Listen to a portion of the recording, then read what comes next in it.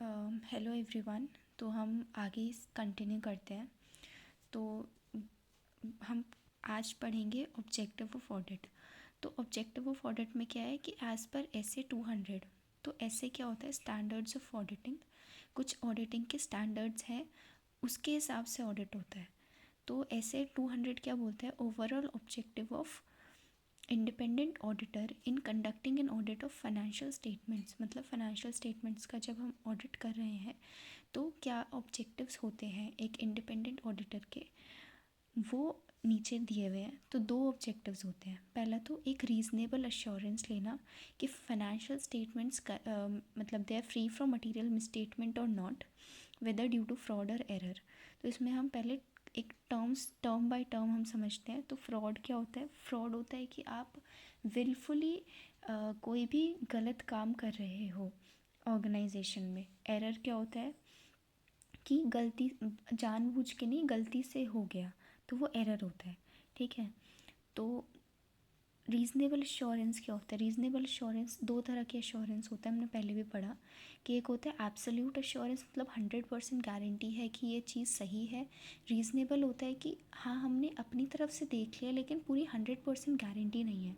तो ऑडिट क्या होता है ना, ऑडिट में हमेशा रीज़नेबल एश्योरेंस चाहते हैं क्योंकि हम सारी की सारी चीज़ें चेक नहीं कर सकते। ठीक है। तो बोला कि हमें रीज़नेबल एश्योरेंस लेना होता है। जो फाइनेंशियल स्टेटमेंट्स हैं वो व्हाट इज़ मटेरियल मिसस्टेटमेंट, पहले ये भी देख लेते हैं। मटेरियल मिसस्टेटमेंट होता है, मिसस्टेटमेंट इज़ कि कुछ गलती है और वो गलती मटेरियल है। मटेरियल का मतलब वो इम्पैक्ट डालेगी इन्वेस्टर्स के ऊपर। ठीक है।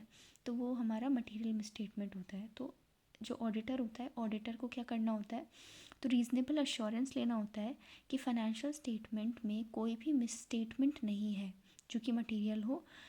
और वो मिसस्टेटमेंट किससे हो सकती है, फ्रॉड से भी हो सकती है, एरर से भी हो सकती है।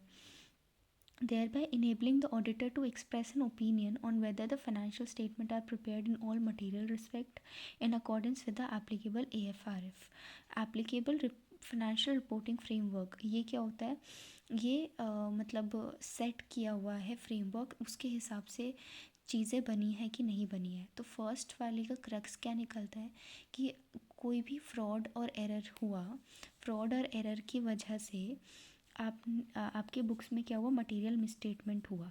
ठीक है। तो ये ना हो, ये इसका एश्योरेंस देता है ऑडिटर। तो ये हमारा सबसे पहला ऑब्जेक्टिव होता है।